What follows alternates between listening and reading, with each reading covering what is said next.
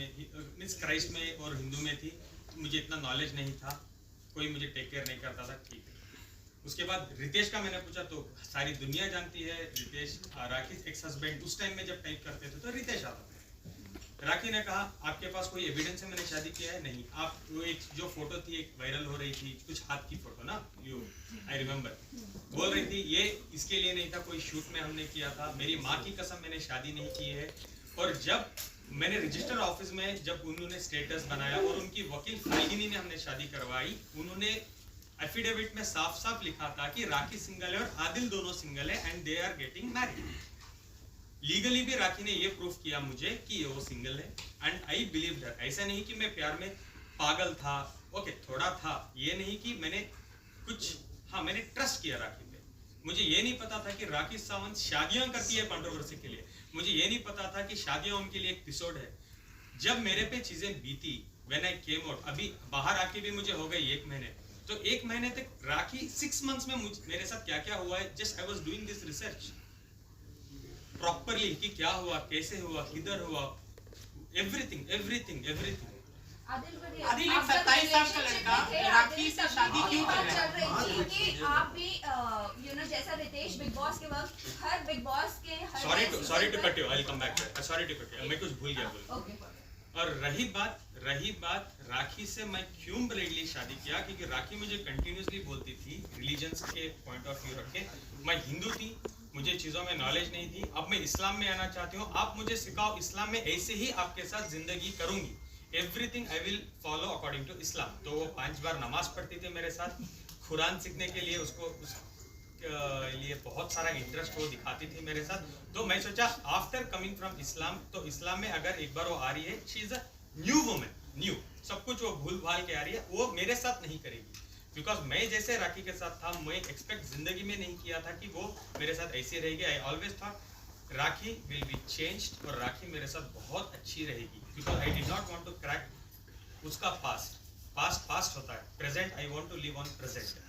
हाँ इस्लाम में आके शादी करने की आपको कुछ चाहिए, मतलब लोग ये कह रहे हैं कि आपको फेम चाहिए था, मतलब इसका क्लैरिफिकेशन एक चाहिए था, क्योंकि यही कहा जा रहा है। अभी उसके टॉपिक में जब हम फाइनेंस में बात करेंगे तो मैं दिखाऊंगा कि राखी ने मुझे कितना लूटा है। जो पैसे मैंने राखी पे खर्चे हैं ना, मैं बहुत बड़े पर्दे में लॉन्च हो सकता था, अगर मुझे बॉलीवुड में आना था तो मैं बहुत बड़े नामदार बैनर में लॉन्च ले सकता था, जैसे यशराज बताऊँ, वो बैनर में मैं अपनी लॉन्च करवा सकता हूँ। जो राखी के ऊपर मैंने स्पेंड किया, मैं एक्टिंग क्लासेस तब जा सकता था, मैं प्रोडक्शन हाउस में पैसे लगवा सकता था, मेरी फैमिली को बोल के कि मुझे लॉन्च कर दो, मैं कर सकता था। मुझे नाम या फेम या मुझे बिग बॉस की जरूरत नहीं थी कि मैं आके राखी के साथ कंट्रोवर्सीज करता रहा। और ये भी नहीं कि मैं राखी के साथ आया, घूमा फिरा, फेमस होकर मैं छोड़ दिया। मैंने प्रॉपर शादी की है, इस्लाम में शादी की है। एक चीज और मैं कहना आदिल जी, दुबई में आपके साथ पिक्स में आप सलमान नहीं खान से मिलते हुए दिखाई सर, कोई भी पिक्चर नहीं है आपके पास है तो उस पे डिबेट करते हैं।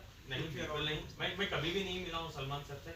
हाँ आईफा में मैं एक बार देखा हूँ, आई बिलीव सलमान सर कुछ आधे किलोमीटर दूर खड़े थे, आधा किलोमीटर दूर, जैसे साइटिंग बोलते ना, वो सलमान सर से मेरा कभी भी बात नहीं हुई है, कुछ भी नहीं। वो एक सरासर झूठ है। सलमान भाई उसको कॉल किए, उन्होंने डांटा कि शादी एक्सेप्ट कर लो, ये वो सरासर झूठ। आदिल इससे पहले आपने बोला कि हिंदू से कन्वर्ट होकर हमें मुसलमान बन गए, तो एक तरह से बदलाव आएगा। तो आप ये मतलब आपका ये कहना है कि जो बात हुई थी, नहीं लेट मी टेल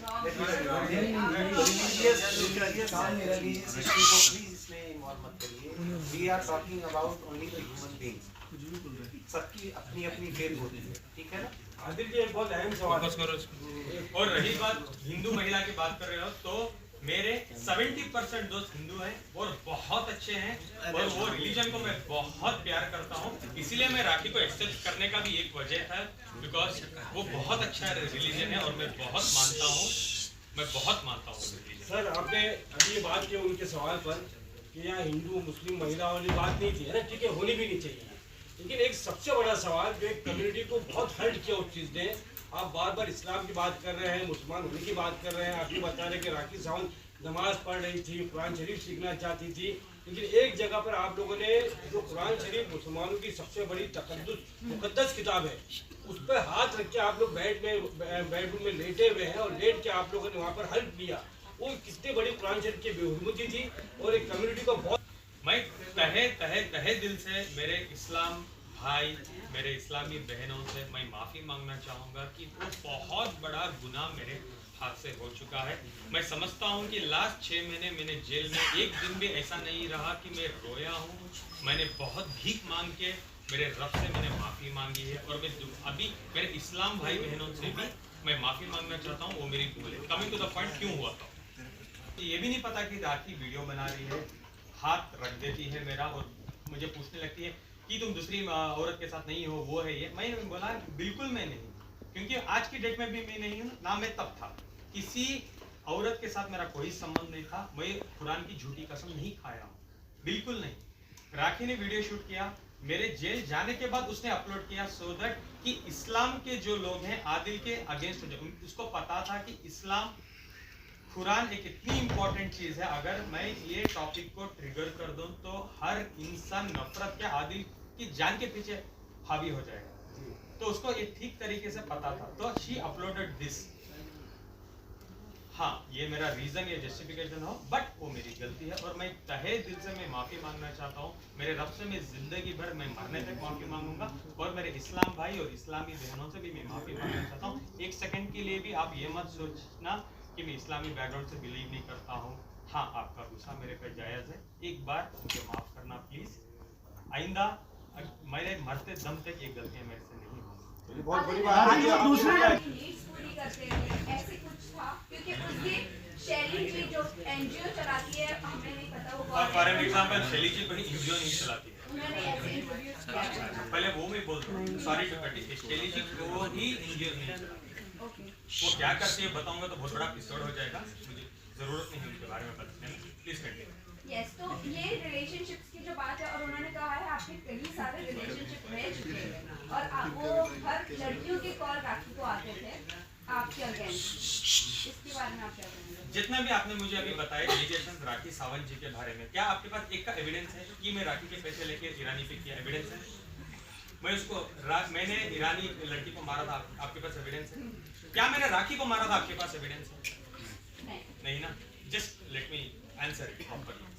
आपके पास कोई भी चीजों का एविडेंस है? अभी वो एपिसोड मैं आपको बताता हूँ क्या था। सबसे पहले ईरानी गर्लफ्रेंड ने मेरे पे कंप्लेंट किया था कि मैं उसकी गर्लफ्रेंड हूँ पिछले 5 साल से। am I right? आपको ये पता है? तो 5 साल पहले मैं राखी को जानता था क्या कि राखी मुझे पैसे भेजती थी 5 साल पहले? करेक्ट। सबसे मेन पॉइंट, ईरानी गर्लफ्रेंड मेरी गर्लफ्रेंड थी ही नहीं। वो एक गरीब, ईरान में बहुत कुछ क्राइसिस चल रहे थे, बहुत ज्यादा क्राइसिस चल रहे थे ईरान में। उस टाइम में मैं उसको मिला। मैं ईरानी कम्युनिटी के साथ बहुत जुड़ा हुआ इंसान हूँ। I was also president for Irani community in Mysore city. इस तरीके से मैं उसको जुड़ा। 6-7 महीने में उसको जानता था। एक फाइन डे मुझे कोलंबिया एशिया हॉस्पिटल मैसूर 2018 में मुझे कॉल आता है, पता चलता है कि वो लड़की एडमिटेड, तुम्हारी दोस्त है वो एडमिटेड। मैं जाके फौरन जाता हूँ एज अ दोस्त या ह्यूमन बीइंग में जाता हूँ और मैं पता करता हूँ क्या होता है। She had committed suicide by eating clonazepam tablets 20। जो भी मैं कह रहा हूँ प्लीज आपको डाउट है तो इस लास्ट के बाद बोलना आदिल पूरे एविडेंस है। I have every evidence. जो एविडेंस मेरे पास नहीं है मैं उसके बारे में बात ही नहीं करूँ। आप प्लीज उसको झूठ भी कंसिडर करें अगर मैं नहीं किया। ये सारे एविडेंस हमने मैसूर कोर्ट के सामने दिए और एक कॉपी में दिखाऊंगा। 20 क्लोनाज़ेपाम खा चुकी थी। मैं जाके पहुंचा, मैं उसको अंडरस्टैंड किया कि क्यों ऐसा किया तुमको। मुझे 2 दिन पहले मिली थी मेरे आइसक्रीम पार्लर, मेरे रेस्टोरेंट में। I had a very nice restaurant in Mysore. तो मुझे उसने बताया कि ईरान की क्राइसिस चल रहे थे। वो सच था, ईरान के साथ क्राइसिस चल रहे थे। उसकी माँ बीमार थी और उसकी फीस 1 साल से पेंडिंग थे कॉलेज में और उसके रेंट उसके जहाँ रहती थी वहाँ 6 महीने से पेंडिंग। तो पूरा मिला के फाइनेंशियल्स उसके सर पे आ गए थे। घर वाला बोल रहा था घर छोड़ दो, कॉलेज वाले बोल रहे थे वी विल रेस्ट्रिकेट यू। तो उसने ये स्टेप लिए।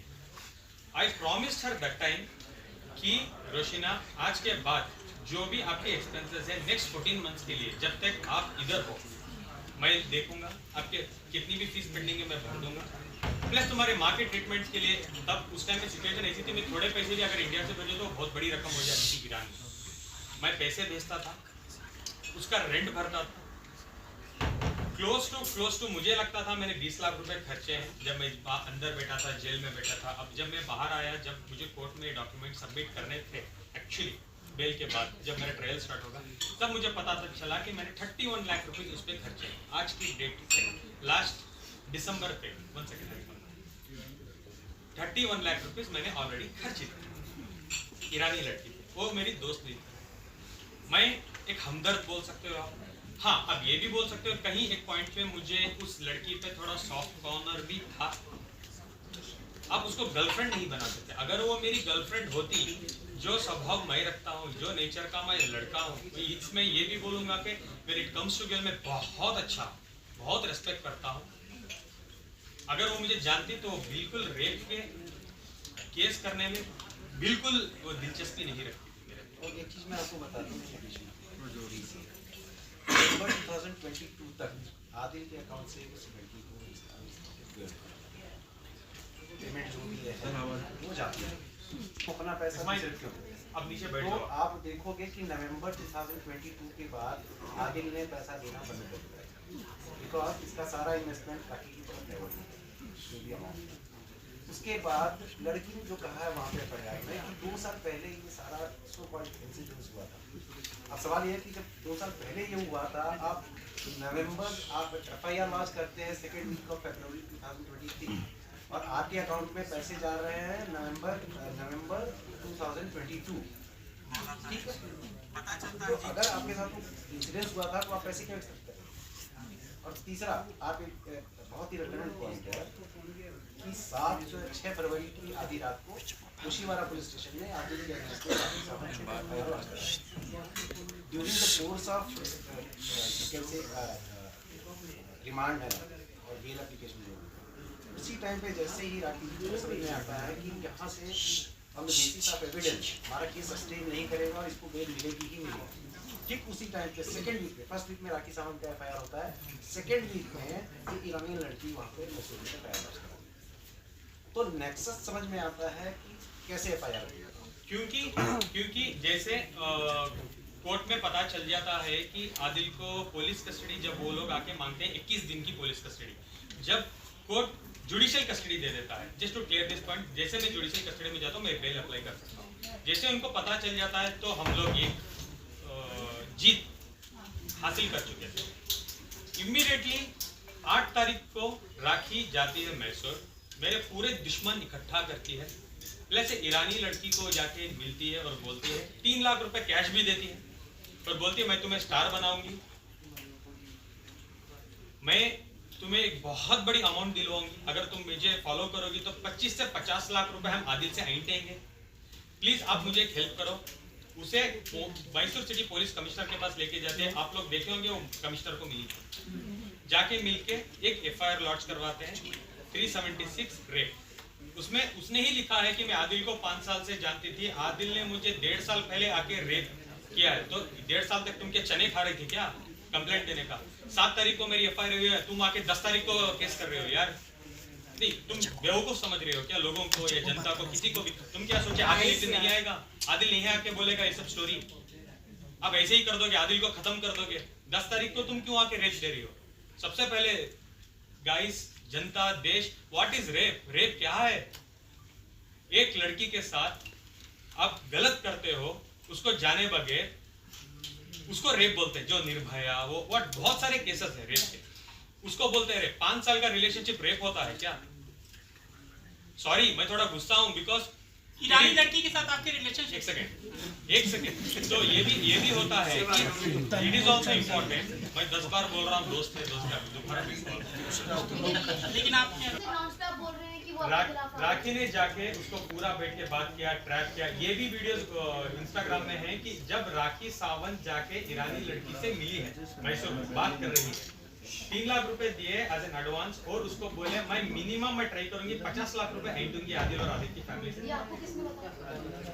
बाहर आने के बाद मेरे बहुत खास दोस्त भी ये चीजों में शामिल थे, वो जानना चाहते थे कि क्या हो रहा है। ये 2 लोगों के बीच की एक बात मिनट है। मैं बोल देता हूँ नहीं, 2 लोगों के बीच की बात थी। राखी मेरे थोड़े दुश्मन भी हैं, और मुझे जेल में मेरे एक दो दुश्मन को जो राखी के दो भाई हैं मैसूर जेल में, वो अंदर भेजती थी मुझे बात करने के लिए, और वो मुझे खुद बोलते थे, देखो आदिल ऐसे तो तुम बाहर नहीं आओगी, ऐसे तो तुम्हारी सजा हो जाएगी, तुम एक काम करो, एक 50 लाख की डिमांड है, छोड़ो 50 कहाँ से तुम भी दे सकोगे अंदर बैठो, चलो 25 लाख रुपए में क्या मैं बात करूं, अगर तुम 25 लाख रुपए देने मानते हो तो ईरानी और राखी दोनों खड़ के आके कोर्ट में बोलेंगे कि हम चार्जेस हमारे वापस लेना चाहते हैं, आदिल के ऊपर जितने भी हमने चार्जेस लगाए हैं हम वापस लेना चाहते हैं, और बेल ही नहीं तुम्हारे केस भी रद्द हो जाएंगे 25 लाख रुपए। मैंने कहा सर ब्रदर व्हाटएवर, 5 महीने से कस्टडी हो गई है मेरी, क्या ही हो जाएगा अभी मेरे साथ, ये बात पहले करते तो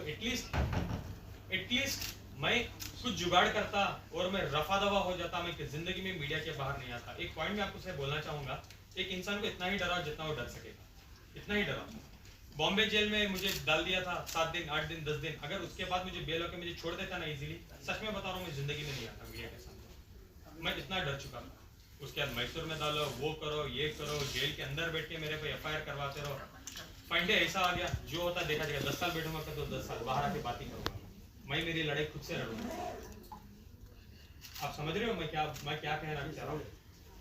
जो 25 लाख रुपए, सबसे पहले मैं 5 महीने क्यों था मैसूर जेल में, पहले 3 महीने तो ऐसे निकल गए, 1.5 महीने MLA इलेक्शंस थे मैसूर में, उसके बाद 1.5 महीने का vacation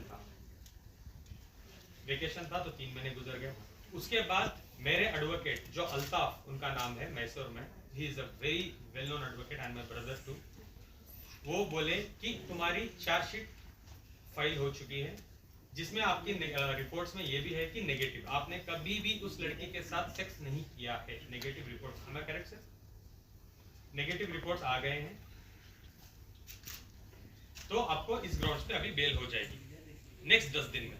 I was so happy at last, Ramzan का महीना था, अल्लाह ने मेरी सुन ली, तो मैं इतना खुश था कि आई वाज लाइक मैं जेल में जो भी मेरे साथ लोग रहते हैं मैं उनको बोलने लगा कि चलो भाई 10-12 दिन में मैं बाहर चले जाऊंगा, इंशाल्लाह मैं आप सबको दुआ करता हूँ आप लोग बाहर आ जाएं। Sorry to divert from the point, जेलों में ना बहुत लड़कियों के चक्कर में जेल काट रहे हैं, झूठे केसेस।